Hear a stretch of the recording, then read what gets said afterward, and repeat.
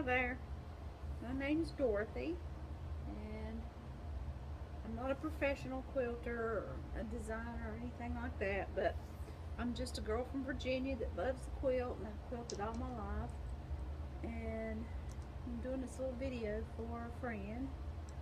Um, I don't sell quilts or anything like that, but I do some for charity or fundraisers sometimes, and that's why I call my little YouTube site Quilting because I just believe in causes, not to sell them to make a profit or anything like that. But anyway, I have a friend who had told me she had a quilt that they had found. I can't remember if it was in her mother's house or grandmother's house or somebody, and would like to get it quilted. So that's what I'm doing. This is an antique quilt, and I imagine this was probably done in the 1950s, maybe earlier than that. And it's really unique, and I'm going to show it to you here in a minute. Right now I'm basting it, and I'll tell you a little bit what I'm doing, but I'm doing this video just to kind of journal the steps along and share it with Angie, who gave me this quilt to work on, and I'm going to be giving it to her, and I think it's her brother. But anyway, I didn't know anything about this quilt, and she just mentioned it to me one day when I was at my daughter's house, who just happens to be her next door neighbor, at a birthday party, and she told me about it. So I said, send me that quilt and I'll see what I can do about it. As long as you're not too picky, I'll work on it. So the next day she sent it to me, and when I got home and opened it up, I was really shocked at what I saw. Wasn't it at all what I expected. In fact, it was a lot better than what I expected. I think this was probably a memory quilt. It has names embroidered all over it. It's a bow tie pattern, and in the middle of all those bow ties, random names are embroidered. I'm going to lay this needle down, and I'm going to show you kind of what it looks like. So I'm trying to be super careful with this quilt. I'm going to hold the camera so that you can see some of the names that are on here, and just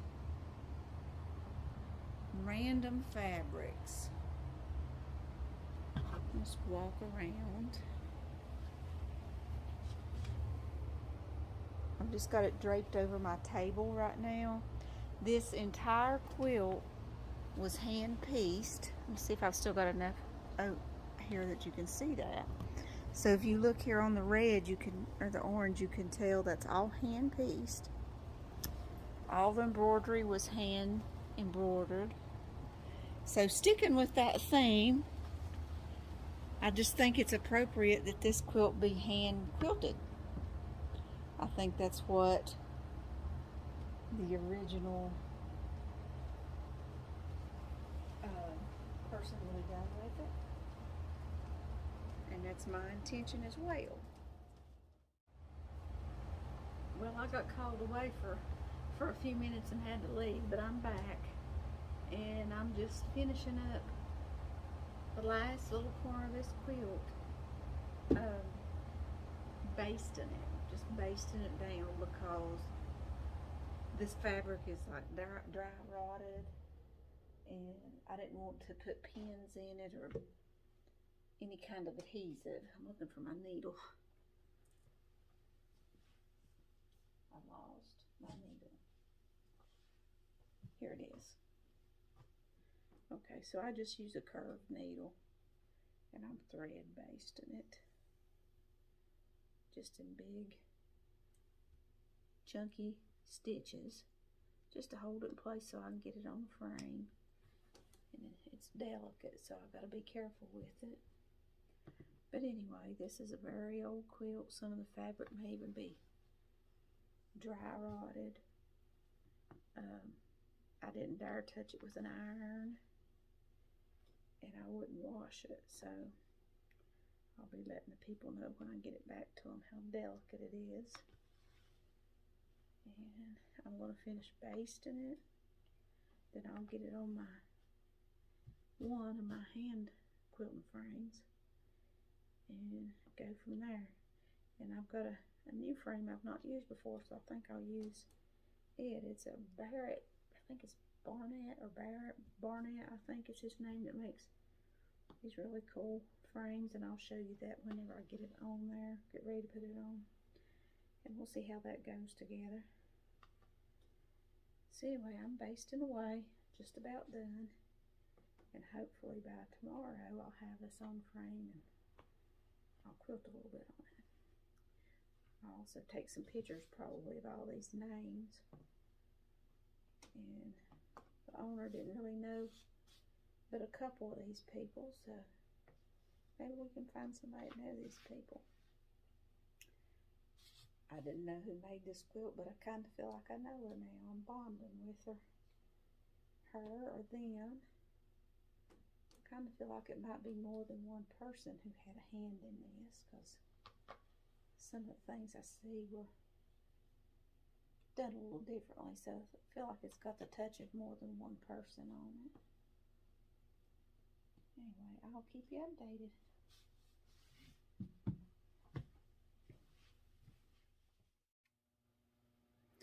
Okay, I'm back, and this is the frame I was telling you about. Now, I'm in my basement, and I have very little light in here. I'm getting set up in a new area, so I'm just doing the best I can do, but this is the frame I was telling you about. It's Barnett's laptop hoops. So I ordered this. It's magnetic. It's adjustable. I can take the top off and it goes back down on there magnetic. Wow. A lot of magnetic power. And you can rotate it. This is the first time I've used this frame, so I'm going to try to put this old vintage quilt on here and see how it goes. But this seems like it's really made sturdy. I had to wait for almost a year for this. I think it might have been a year. So I'm just loosening up these nuts, and I'll take this outer frame off, and we're going to put this quilt on here and try to get the center of it. Both the center of the quilt as best I can in the middle of this frame. I'm standing on it apparently. Okay. I hope to get this room organized pretty soon. Okay.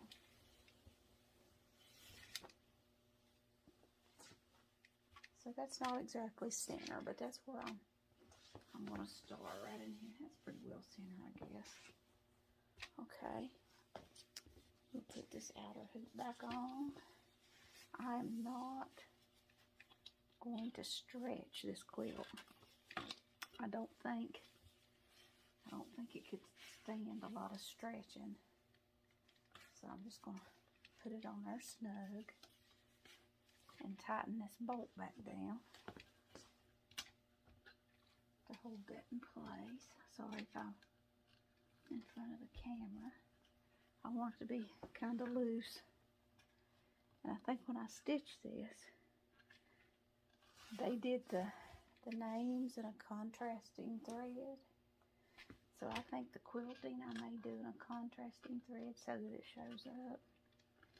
Kind of what I call chunky quilting. Not something that blends in, but something you want to see.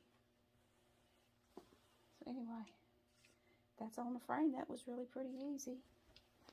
And the bottom of the frame is adjustable. I'm going to raise this up so you can see under the frame.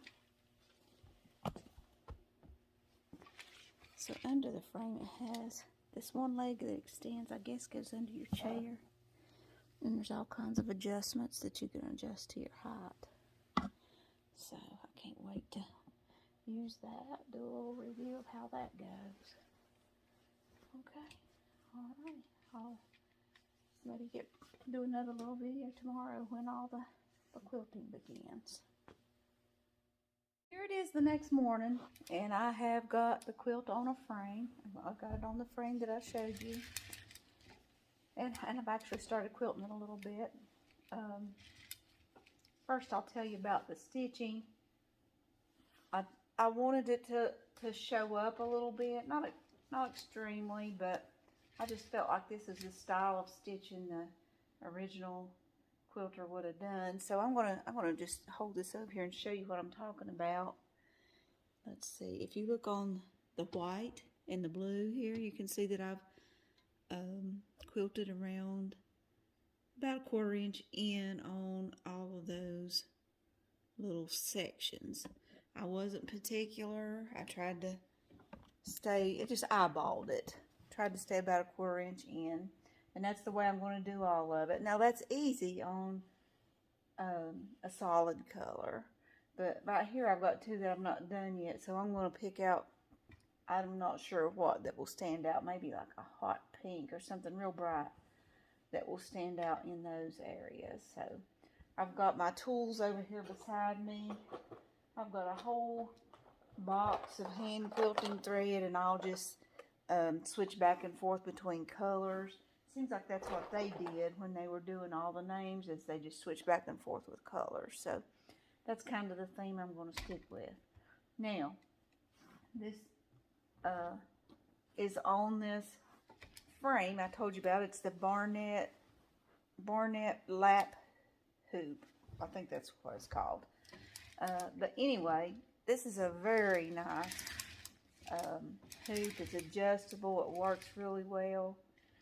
I can say that it's better for small objects because this is a pretty big quilt and it's dragging the ground, and when I turn it, I have to turn this whole thing, which is not a big inconvenience, except this is a very fragile quilt. So even though this went really well, I think I've got another frame I'm going to try that will be better for this quilt, just because it'll be less wear and tear on it. So when I've set up in my living room now, and I'm going to move that frame in here. It's called the Ulmer Quilter, and I'm going to put it on it, and I think it might be a better choice, and I'll show you that. I also have a really big frame. It's one that my husband made me probably 35 years ago, and that's the one I would like to use because, you know, there would be the least amount of movement. But that's a really big frame, and I have to set it up in my living room. We're just a few weeks away from Thanksgiving, and I really don't want to have that out for everybody to have to maneuver around for Thanksgiving. So we're going to try that other one. This is a good choice, and I'll definitely use it on a crib size quilt, a lap quilt. This would be the ultimate little quilter right here. I will turn this back on when I have my other quilter set up. Okay, now I've got my other quilter out. Like I say, this is called the Ulmer Quilter, and it's a really neat frame too. It's very compact. It actually just folds down flat. You could slide it under the bed or stick it in the closet or anything.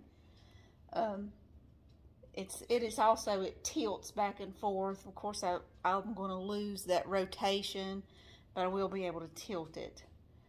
So I am going to put my camera down here. I'm going to try.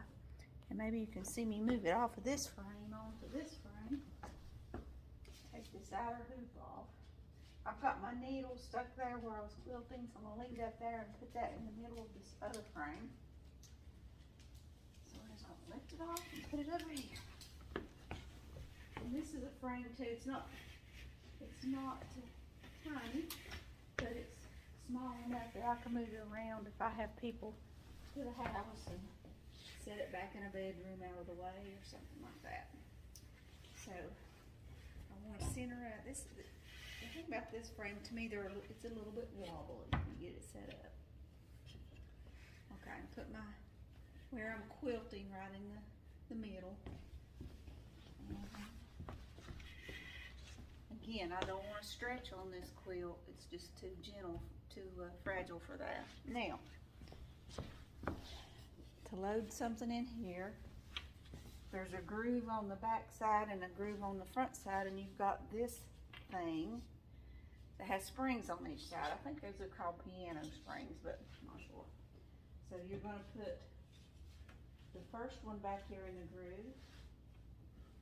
All right, the front of the frame hinges up. I hope you can see this on the camera. Let me turn it. It just hinges up, and I'm going to stretch this and put it in the groove on the front. And when I put that back, hinge it back down, it tightens it up. But it's not so tight.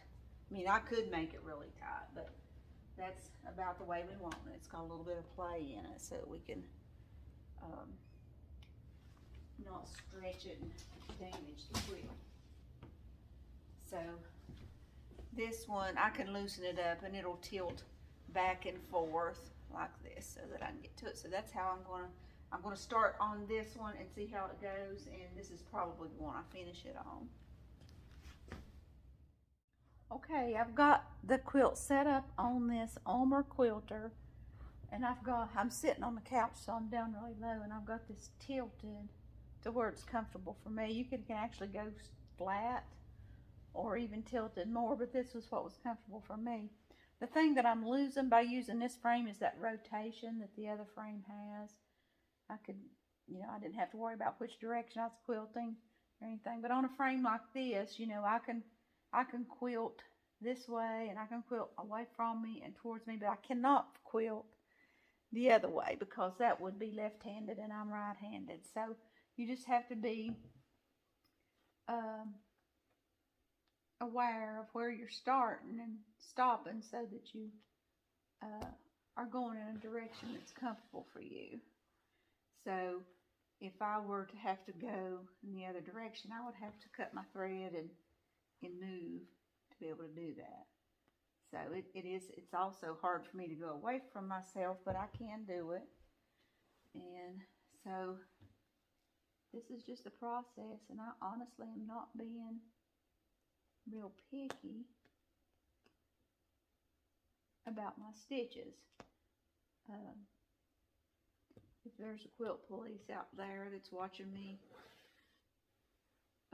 do this and counting my stitches and measuring stitches, and they've got more problems than I do.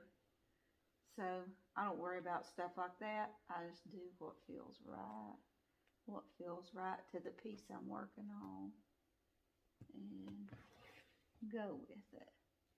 So this is not a quilting lesson. It's just showing you what I'm doing with this old vintage quilt. It's just journaling the process on it. So I have come to a stopping point, and I'm making me a knot and burying it down in there so you don't see it.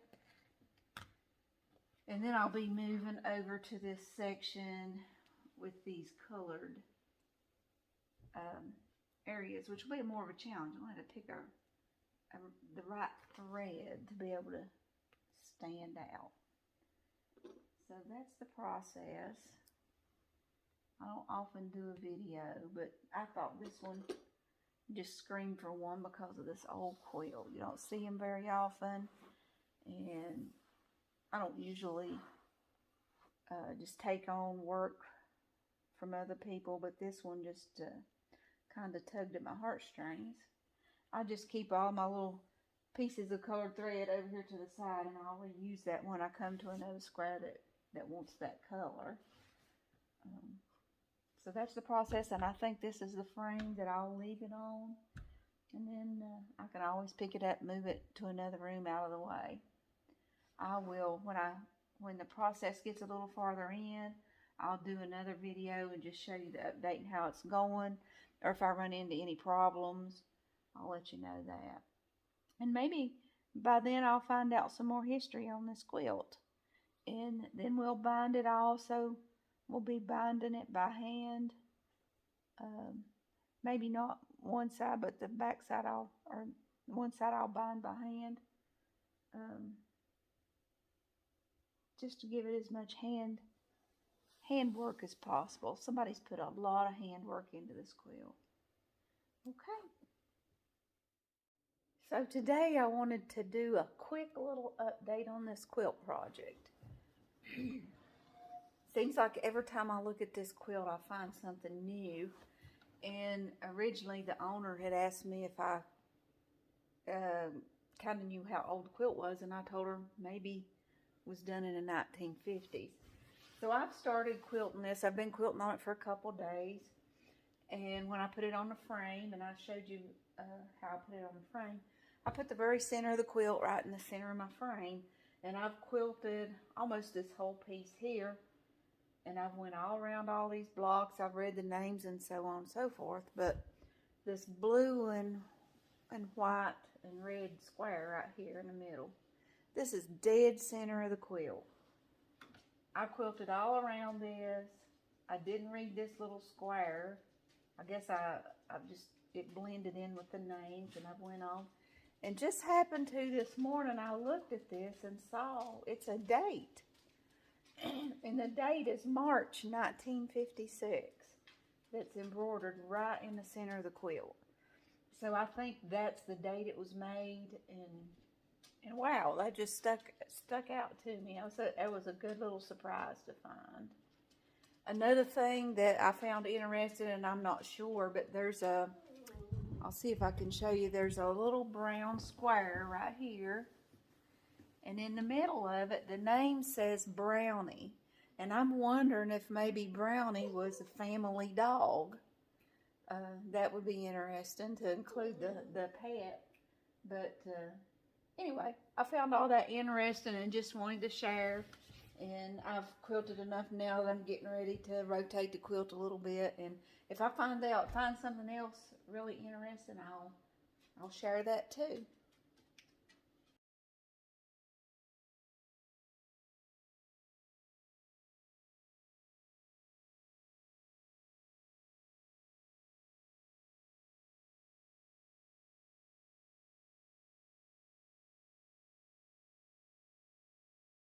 Yeah. You ready? Yeah. There you go.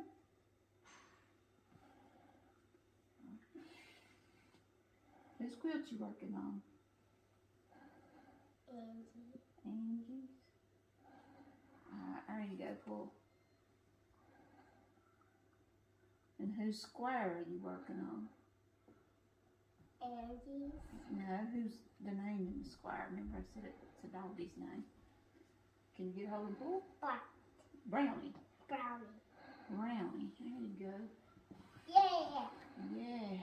You like to do this? Okay. Do it again. Good job. Oops, where'd it go?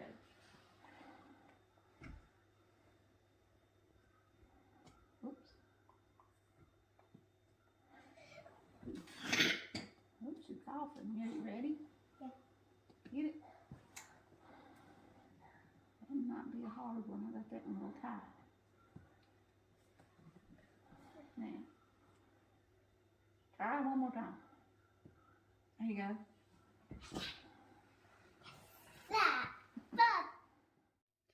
So today is June 27th, 2023, and today's the day that I finished the quilt. So I'm going to turn it around and let you look. This is the quilt that I've been doing for a friend that has all these names on it. It's a vintage quilt done in 1956. I hand quilted it, and it's ready to deliver back to its owner. So I feel like I really bonded with some people that have probably gone on from this world. And I made a little tag that I'll show you. Let's see.